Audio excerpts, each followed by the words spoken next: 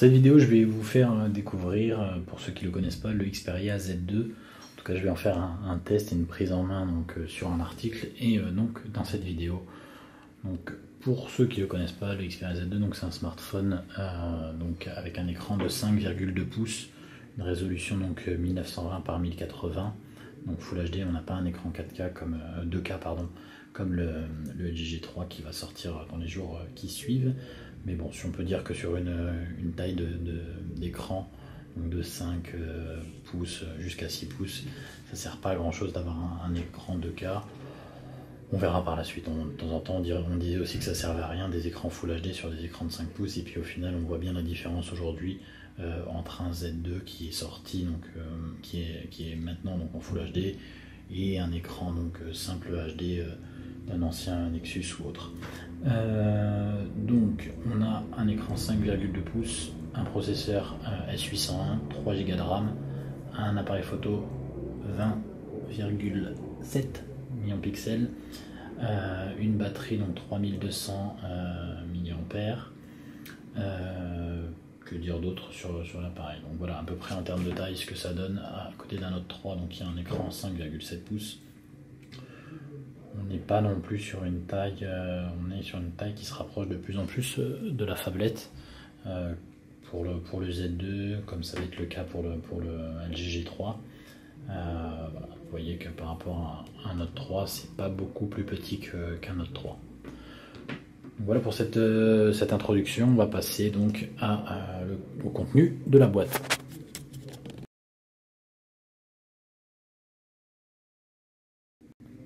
Donc le contenu de la boîte il est assez simple. Donc on a ce package là. On a donc le Z2. On a un bloc secteur assez simple. Un câble micro USB aussi assez simple. Et la seule particularité donc c'est ces écrans, donc ces écouteurs, des écouteurs donc intra-auriculaires qui ont la particularité d'avoir la technologie donc de réduction de bruit actif. C'est-à-dire qu'en gros quand vous branchez ces écouteurs sur le Z2, si vous avez les écouteurs sur les oreilles, vous allez entendre un petit poc on va dire, et le bruit ambiant va être très très fortement réduit. Bien sûr, si vous êtes dans une pièce et que vous le faites chez vous, qu'il n'y a pas de bruit, vous n'allez pas forcément entendre la différence. Si par contre vous êtes dans la rue, en voiture, en avion ou dans le métro, là on va entendre une vraie différence. Donc il n'y a pas forcément c'est pas non plus de la qualité d'un casque fermé à réduction de bruit qui vaut 600 balles, mais c'est un réel avantage du Xperia Z2 face à ses concurrents, donc ce système, avec ses écouteurs qui fonctionnent sur le Z2 et sur la tablette également Xperia Z2. Donc voilà pour le package, avec bien sûr les petits embouts pour changer de taille les intras. Donc voilà pour le contenu de la boîte qui est assez simple. Donc le Z2, le chargeur avec son câble USB, les écouteurs et le Z2. Donc le chargeur, je vous conseille à tout le monde soit d'acheter sur eBay les petits câbles magnétiques qui se connectent ici pour recharger directement le Z2, soit les stations d'accueil, que ce soit officiel ou non, qui rechargent le Z2 tout simplement pour ouvrir le moins possible les caches et pour conserver un maximum l'étanchéité dans le temps. Parce que bien sûr, si on ouvre les caches 3 fois par jour, si on souhaite garder le téléphone plusieurs mois ou voire plusieurs années pour un investissement de 600 € pour certains, bien sûr, plus on va les ouvrir, moins ça sera solide dans le temps. Même si pour l'instant j'ai eu aucun souci de ce côté-là.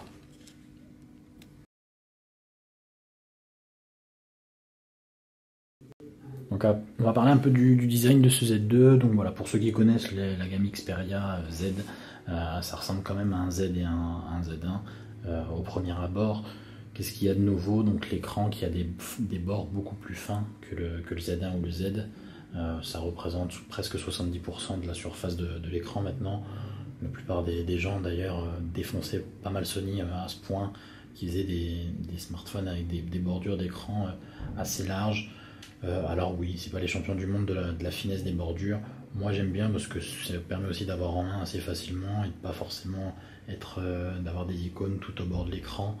Comme sur certains smartphones qui ont vraiment des bords très fins, et puis le côté étanche et autres, et le côté premium, il faut bien aussi une coque assez costaud et donc une intégration peut-être un peu plus compliquée que sur un téléphone en plastique.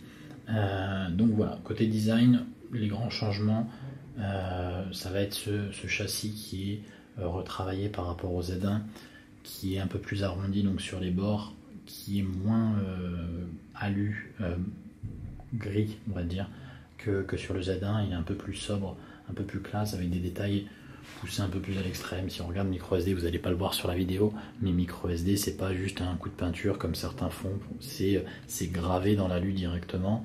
Donc voilà pour les gros changements. L'avantage aussi, certains crient beaucoup sur Sony par rapport au film de protection qu'ils posaient sur les anciens Z.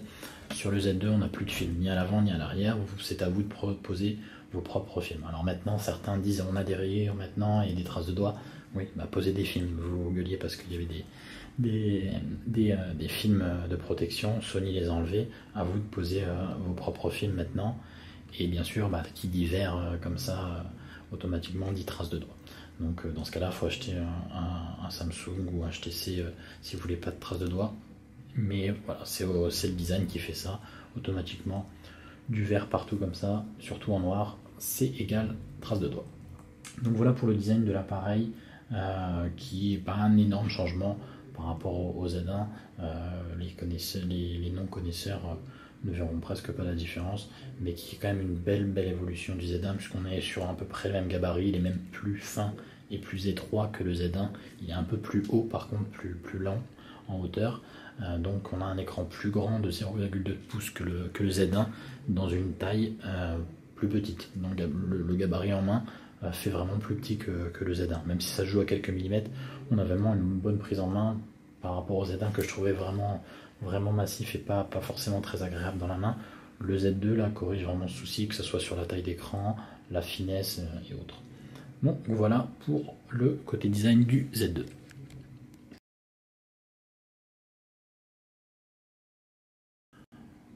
Donc on va parler un peu plus en détail du design, enfin pas forcément du design, mais des différents ports et autres, les caractéristiques de ce Z2. Donc on a cette première trappe sur la partie gauche, micro USB et port micro SIM, avec donc une petite trame qui est assez difficile à accéder à prendre.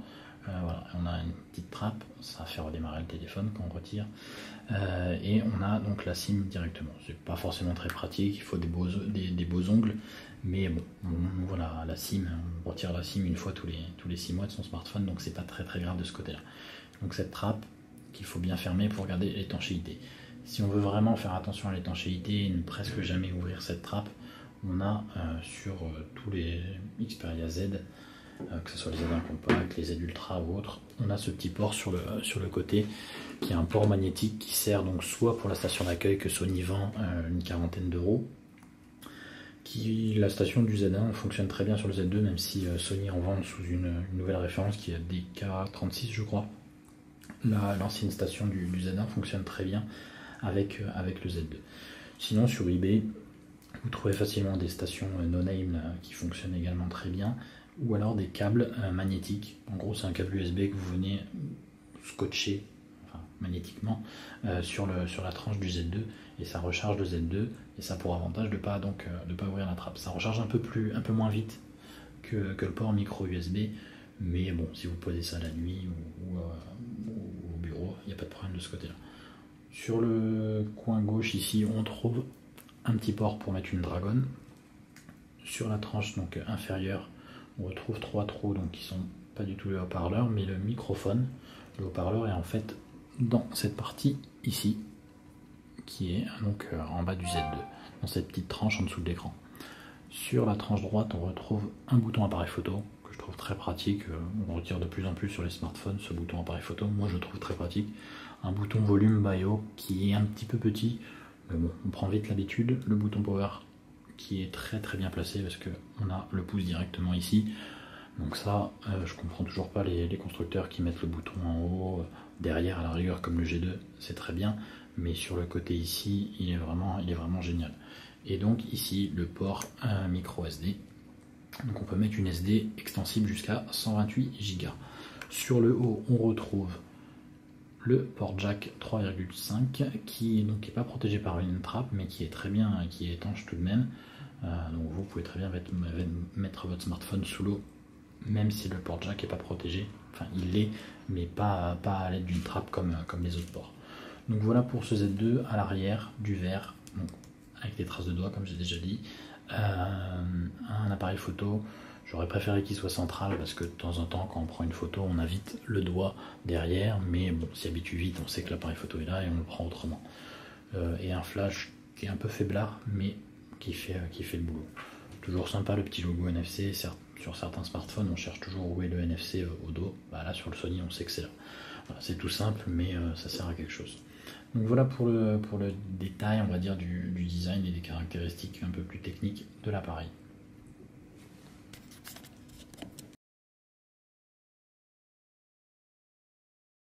Donc on va passer à la partie appareil photo. Donc comme je vous l'ai dit dans l'article, je suis un très grand fan de l'appareil photo du Xperia Z2, pas forcément pour la qualité exceptionnelle des photos, il fait de très bonnes photos, il y a un appareil photo 20 millions de pixels, c'est comparable facilement à un S5 ou enfin tous les smartphones premium aujourd'hui. Si vous prenez une photo basique dans la rue dehors quand il fait super beau d'un monument, oui les photos sont belles, c'est pas du niveau d'un appareil photo réflexe ou d'un superbe appareil photo compact, mais c'est très propre. Donc moi ce qui m'intéresse vraiment sur le Z2 c'est toute la partie, donc les petits ajouts comme le mode donc Time Shift Burst, le mode Time Shift Vidéo, le mode floutage de l'arrière-plan qui m'aident vraiment au quotidien pour des photos très simples. Par exemple j'ai un fils donc, qui a 2 ans qui remue partout comme un cinglé.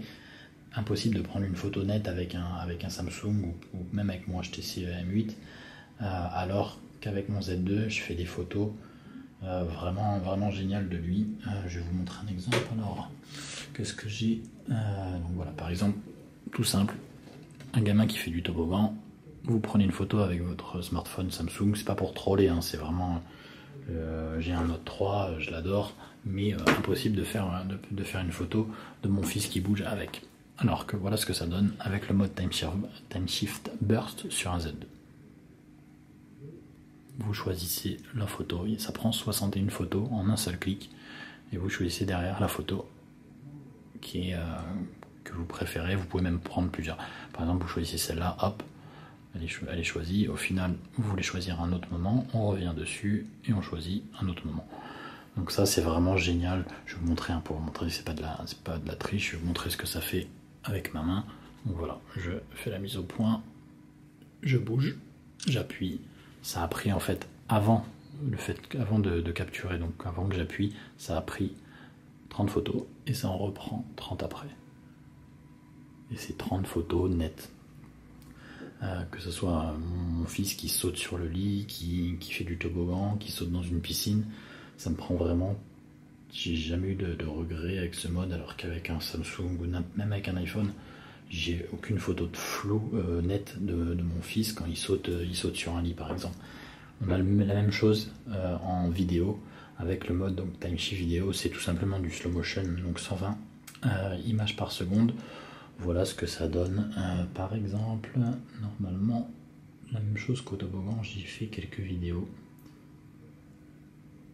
Voilà, ça c'est une vidéo donc qui est fait donc en Time Shift Vidéo.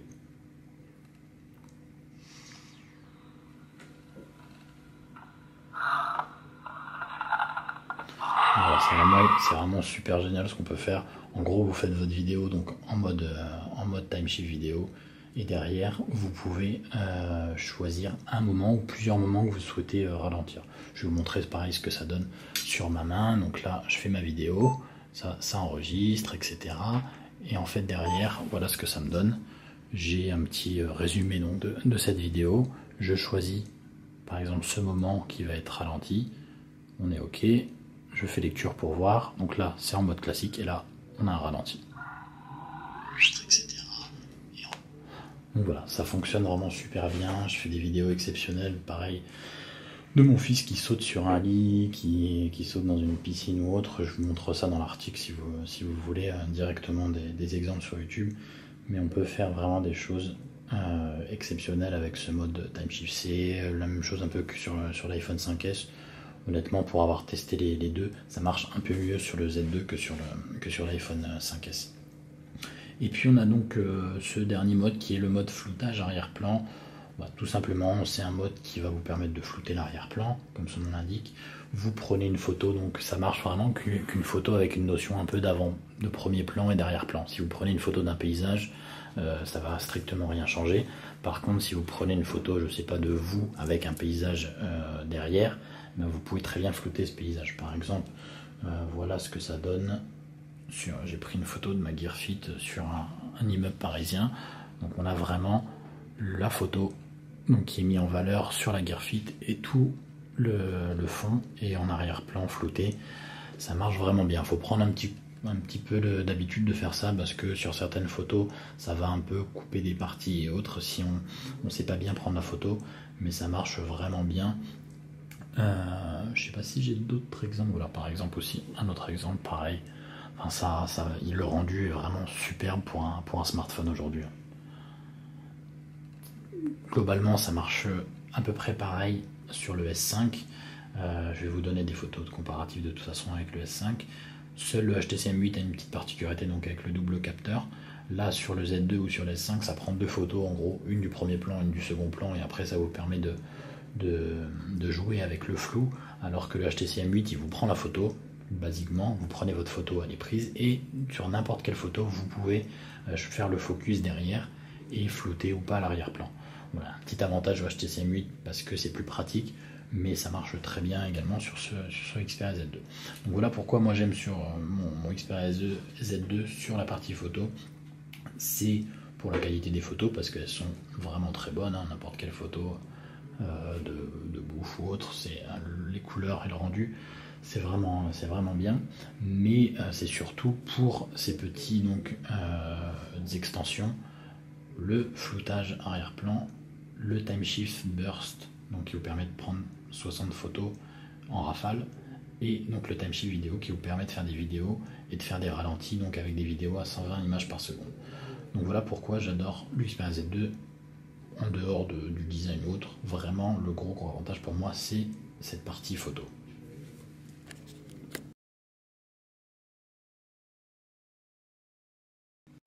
Donc je vais vous parler de la partie audio du Z2. Donc en intro, je vous ai déjà parlé, donc quand je vous ai parlé des écouteurs qui sont inclus dans la boîte, la grande particularité du Z2, c'est d'offrir, donc c'est le premier smartphone à offrir un casque, un système, c'est pas seulement le casque, le Z2 en fait, quand vous branchez donc ce casque qui est fourni avec le Z2, c'est un casque donc à réduction de bruit actif qui, comme son nom l'indique, vous permet de réduire le bruit ambiant. Voilà, ça marche en gros, c'est le Z2 qui alimente le casque et vous permet d'activer cette fonction. Voilà, quand on le branche, on voit qu'il y a accessoire audio et donc oreillette avec annulation de bruit. Donc c'est un réel avantage par rapport aux concurrents puisque c'est les seuls à proposer ça. Et aujourd'hui donc ce casque fonctionne aussi bien sur le Z2 que sur la tablette Xperia Z2. C'est pas la qualité d'un casque de réduction de bruit qui vaut des centaines d'euros, mais c'est super vraiment d'avoir ça, surtout intégré, enfin gratuitement j'allais dire non, puisqu'on paye le package total, mais d'avoir ça d'origine avec le Z2 et que ça soit pas un accessoire ou une option proposée encore à 50 ou 100 euros supplémentaires. Et pour l'avoir testé, voilà, ça marche vraiment bien quand on est en voiture ou dans le train par exemple, on entend vraiment la différence avec un casque normal. Sinon pour la partie audio classique, Sony a aussi fait des efforts. Le Xperia Z avait un haut-parleur vraiment pas scandaleux mais très très faiblard.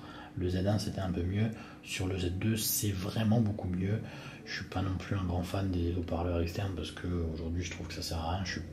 Moi je suis quelqu'un d'assez silencieux sur mon téléphone, tout le temps en vibreur ou en silencieux. Donc je suis pas du genre à écouter la musique en dehors ou autre, mais pour regarder une vidéo par exemple ou pour jouer sur son smartphone, on sent vraiment la différence avec l'ancienne gamme Xperia Z. Je vais peut-être vous lancer une musique, je sais même pas si j'ai des musiques dans ce smartphone. Normalement oui. Alors ma bibliothèque, si. Voilà ce que ça donne sur une musique.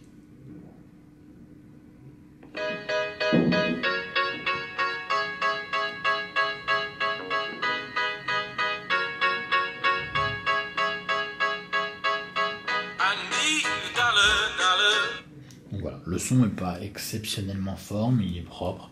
Et les haut-parleurs, donc si au cas où vous ne savez pas où ils sont situés, c'est ici en bas de l'écran, sur cette tranche, sur cette petite trappe un peu avec qui est grillagée, on va dire. Donc voilà pour la partie audio, le gros avantage du Z2 par rapport à ses concurrents, ce casque donc à réduction de bruit actif qui est fourni dans la boîte.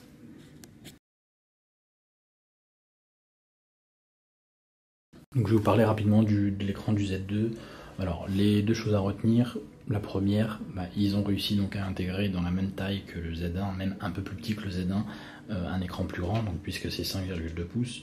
La deuxième chose, on a un écran qui est maintenant IPS, alors que c'était pas du tout le cas pour les écrans Sony avant, donc des angles de vision largement améliorés et des couleurs vraiment superbes sur le Xperia Z2. Je vous ai mis une petite photo à côté d'un Xperia Z1 sur l'article. Donc voilà ce que ça donne par exemple sur la même photo entre un Note 3 et un Z2 sur des rouges par exemple. On a des rouges, donc la luminosité est à fond pour les deux téléphones. On a des rouges un petit peu orangés sur le Note 3 alors que les rouges du Z2 sont très proches de la réalité. La qualité est vraiment de cet écran est vraiment très bonne, hormis je dirais le HTC M8 qui a vraiment également un très bel écran. Il a vraiment pas, bon, là on était dans le rouge, mais il n'a pas à rougir de la concurrence. C'est peut-être même le meilleur écran sur un smartphone avec le HTC M8 aujourd'hui. Donc voilà pour l'écran, encore mieux que le Xperia Z1 qui avait déjà un très bel écran. Il y a une grosse différence quand même. Donc une intégration plus aboutie puisque dans la même taille ils ont mis un écran plus grand qui était un petit peu le reproche que l'on faisait à Sony avant.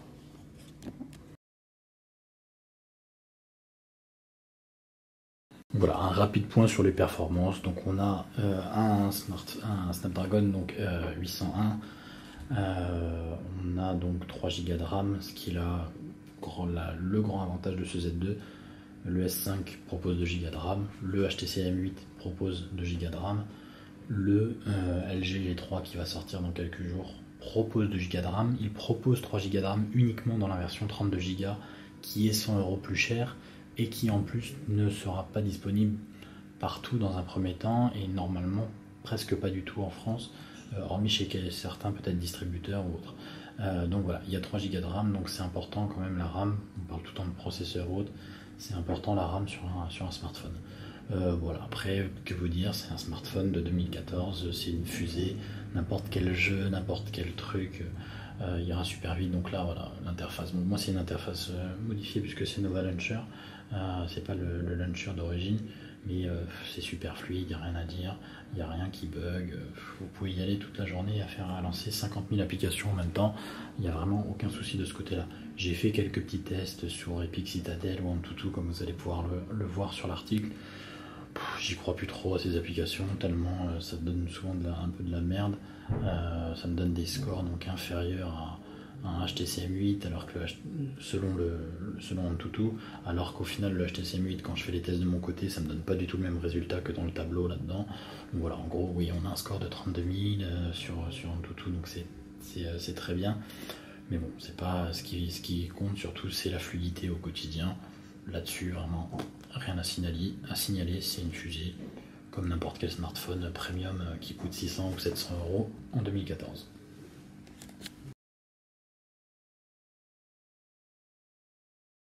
Donc l'autonomie du Z2. Donc le Z2 a une batterie 3200 mAh. Donc c'est un des seuls smartphones premium à avoir une batterie si grosse. Donc voilà, on peut aussi avoir un téléphone un peu plus petit, un peu plus fin, un peu moins lourd. Mais après, on se plaint souvent de l'autonomie. Sur le Z2, on a une grosse batterie puisque c'est la même taille de batterie que sur un Note 3 par exemple. Donc aujourd'hui, aucun smartphone, les S5 ou les HTC M8 proposent des batteries beaucoup plus petites. Et donc voilà, il n'y a pas de secret. La gestion de la batterie et de l'autonomie est là également. Et il fait mieux, enfin il fait mieux que la plupart des smartphones aujourd'hui. En gros, selon mes tests, il a à peu près les mêmes résultats que le G2, donc qui est vraiment la référence en gestion d'autonomie sur les smartphones aujourd'hui. Bon, le G2 a une batterie un peu plus petite puisqu'elle est une batterie de 3000 mAh, mais ce Z2 donc a aussi un écran plus lumineux, plus grand. Donc voilà, c'est un petit peu normal qu'on ait les mêmes résultats. Donc, ce qui prouve que le Z2 a vraiment une bonne autonomie de ce côté-là et que c'est bien géré, surtout avec le mode stamina que j'avais pas pour l'habitude d'activer avant. Bon, mes premiers smartphones Sony, je trouvais que ça servait à rien. Ça sert vraiment énormément. En gros, le mode stamina, pour ceux qui connaissent pas, c'est un mode qui permet de désactiver le Wi-Fi, le Bluetooth, toutes les connexions, toutes les applications qui vont fonctionner en tâche de fond lorsqu'on a verrouillé le smartphone. Donc voilà, en gros, c'est dans...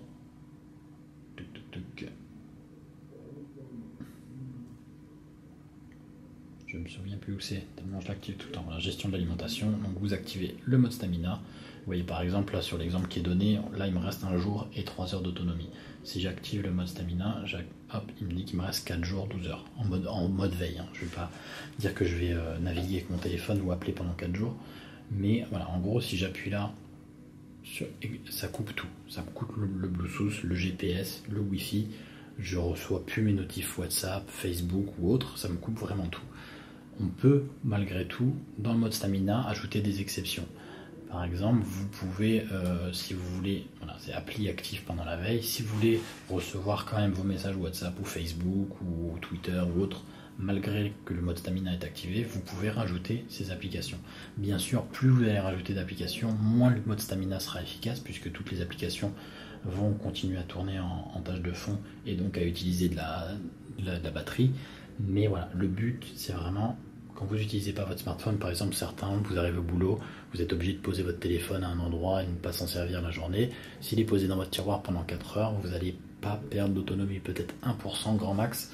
Alors que si vous laissez votre smartphone sans le mode stamina, vous allez vite perdre 5, 10% ou autre. J'ai fait un test par exemple la dernière fois, une journée typique, j'ai débranché mon téléphone le matin à 8h, j'ai très peu utilisé le smartphone pour faire exprès, pour tester ce mode stamina.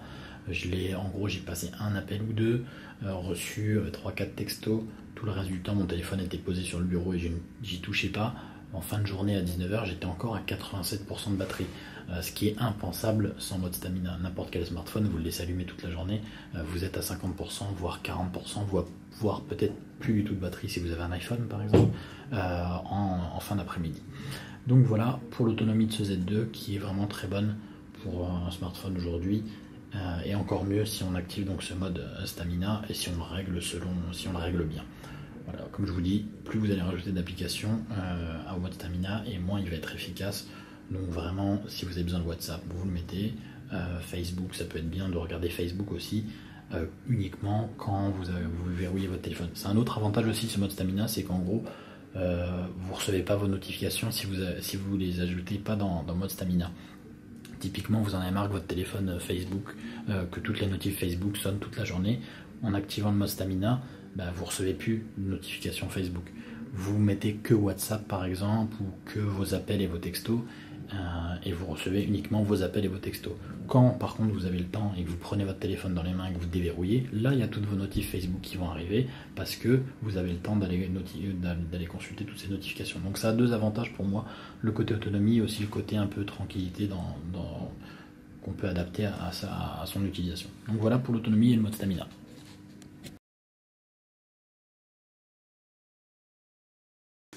On va passer donc à l'interface. Donc voilà, moi j'ai l'habitude de mettre Nova Launcher sur tous mes smartphones, que ce soit des Sony ou autres.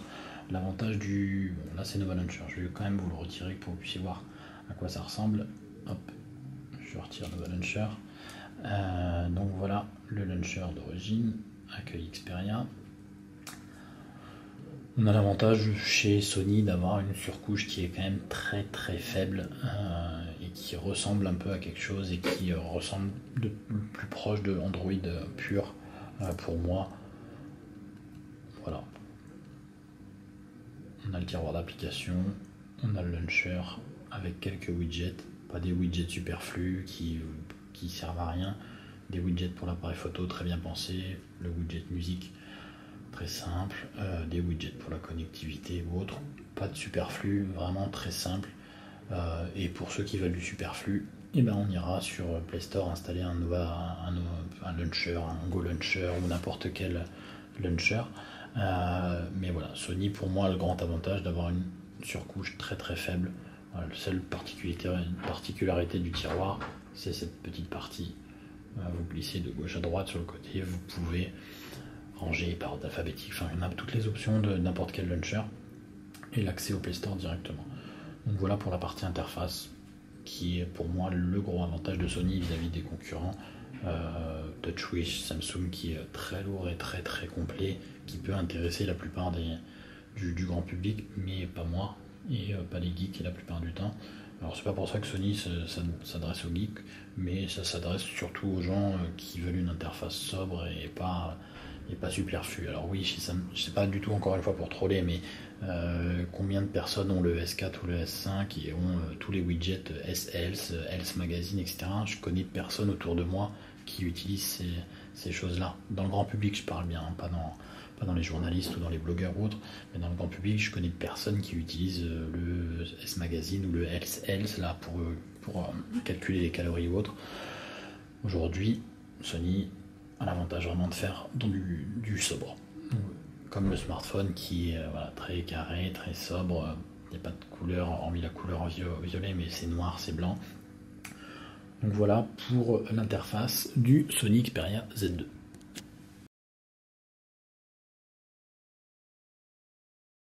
Je vais parler un petit peu des accessoires, qui est un des avantages pour moi de Sony et aussi un de ses inconvénients, pour deux raisons. On a des accessoires qui sont fournis d'origine, comme ce casque anti-bruit, comme je vous l'ai déjà dit. Sony a l'avantage d'avoir énormément d'accessoires en parallèle avec ses smartphones.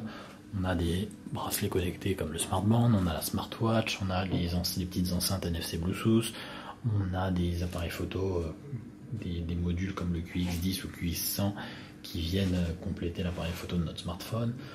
C'est je crois, le plus gros constructeur d'objets connectés à côté, NFC, Bluetooth, avec les appareils photo, les enceintes, les casques, etc. Il y a vraiment une centaine d'accessoires facilement comme ça, externes. Les deux raisons donc c'est un avantage aujourd'hui, si vous voulez être en full Sony, vous pouvez y aller. Un des inconvénients, c'est que la plupart, c'est un des avantages aussi. Sony, tous ces accessoires, ils sont compatibles tout Android. Le smartband est compatible avec n'importe quel smartphone Android qui est en 4.4.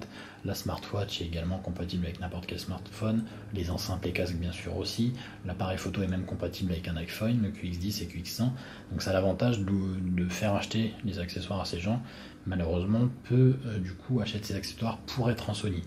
Des gens ont le QX10 par exemple avec un iPhone, ou la smartwatch avec un Samsung par exemple. Alors que Samsung, d'un côté, en proposant une gear qui est uniquement compatible avec les Samsung, force les gens à acheter du Samsung, et il y a des gens qui achètent un S5 uniquement pour avoir la Gear Fit aujourd'hui par exemple. Donc ça c'est aussi un des inconvénients de Sony. Le deuxième inconvénient, ça va être pour moi sur les accessoires basiques de téléphone, comme une housse. Aujourd'hui, j'avais le Xperia Z, j'ai eu le Xperia Z1, j'ai eu le Z Ultra, j'ai le Z Ultra, j'ai le Z1 Compact. C'est très dur de trouver une coque intéressante ou une housse sympa pour le Z, alors que chez Samsung il y a des boutiques de coques, que même ce qu'ils proposent, même si on aime ou on n'aime pas, mais la view cover des Samsung c'est quand même sympa. Le LG avec sa coque, avec le rond, c'est super sympa aussi. HTC M8 a une coque avec des LED qui affichent les textos ou autres.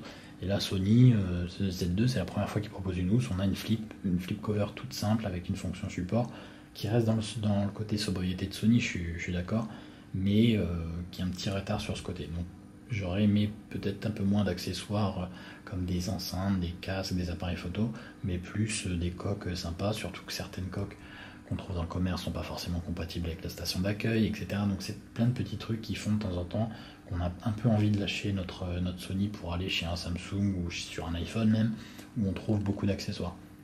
C'est pour ça aussi beaucoup de gens découvrent, enfin le grand public, un iPhone, parce qu'il va acheter n'importe quelle coque avec Snoopy, avec n'importe quoi chez Carrefour ou chez Auchan, alors qu'avec un Xperia Z2, c'est un peu plus compliqué de trouver une housse sympa.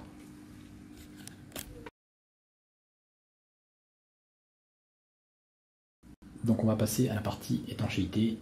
Donc voilà, un des avantages des Sony depuis le Xperia Z, c'est qu'ils sont étanches. Alors faire attention quand même, c'est pas non plus parce qu'ils sont étanches qu'il faut le balader faut aller à la piscine toute la journée avec. Surtout que Sony dit d'éviter l'eau de mer et la piscine. Alors on est vite déçu parce que quand on achète un téléphone étanche, c'est surtout pour faire le con un petit peu sous l'eau ou autre, ou le prendre tranquillement à la plage l'été. C'est quand même à éviter. C'est surtout une précaution, si vous le faites tomber dans les chiottes, si vous le faites tomber dans l'eau vite fait, de pouvoir le ramasser et que votre téléphone ne soit pas mort. Maintenant, il faut quand même éviter d'aller à la plage toute la journée et de mettre dans son short parce que y a quand même des cas de Sony qui prennent l'eau assez facilement. Il suffit que la trappe soit pas bien fermée, qu'il y ait une trappe qui est un peu défaillante à force de l'ouvrir ou autre, et votre téléphone sera vite mort. Donc c'est vraiment à éviter. Juste pour vous montrer qu'il est bien étanche, je vais quand même le foutre rapidement dans l'eau. Hop, on l'allume.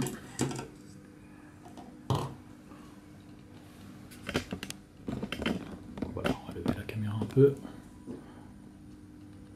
Voilà, et l'avantage du Z2, c'est que si vous voulez faire un petit peu l'idiot dans l'eau, le fait que maintenant, c'était pas le cas sur le Xperia Z, mais depuis le Z1, on a un bouton appareil photo qui du coup permet de prendre des photos ou des vidéos assez facilement sous l'eau.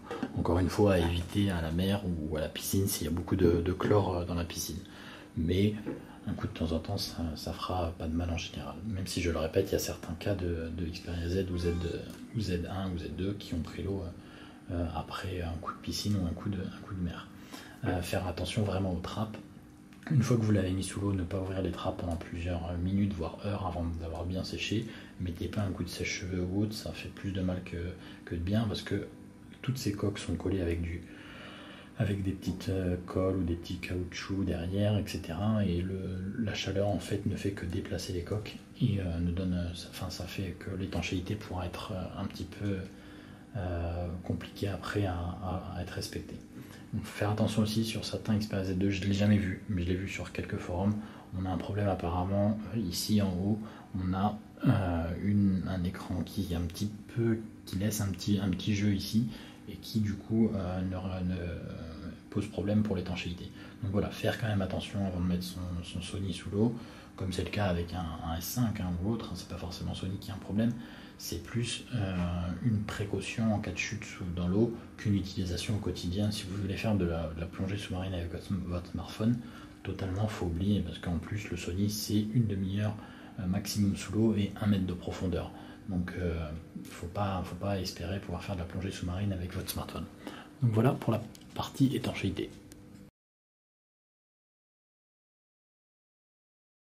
Donc en conclusion, est-ce que je recommande ce Z2? Oui, totalement, pour la première raison, l'appareil photo. Comme je vous l'ai dit, je suis vraiment un amoureux de l'appareil photo du Z2.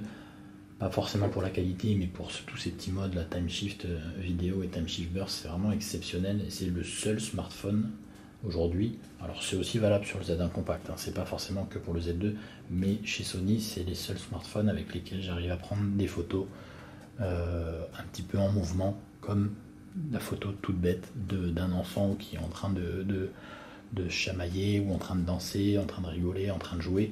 Impossible de prendre une photo avec un Samsung, avec un HTC ou même un iPhone, alors qu'avec le Z2 et le mode Time Shift Burst, je fais des photos vraiment exceptionnelles et pour rien au monde je repasserai sur un autre smartphone aujourd'hui que mon Z1 compact ou que un Z2.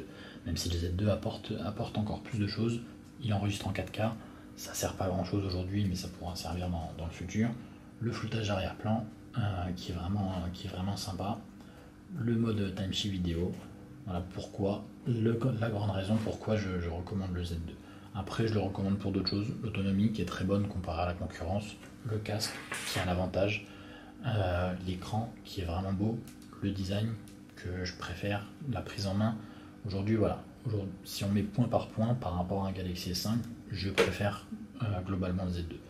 Si on me le met à côté d'un HTC M8, en termes de design, je préfère peut-être le HTC M8, et encore je suis pas sûr parce qu'en termes d'intégration, le HTC M8 est plus grand, ou plus lourd en tout cas dans la main, alors qu'il a un écran plus petit, qu'il a un appareil photo 4 millions de pixels.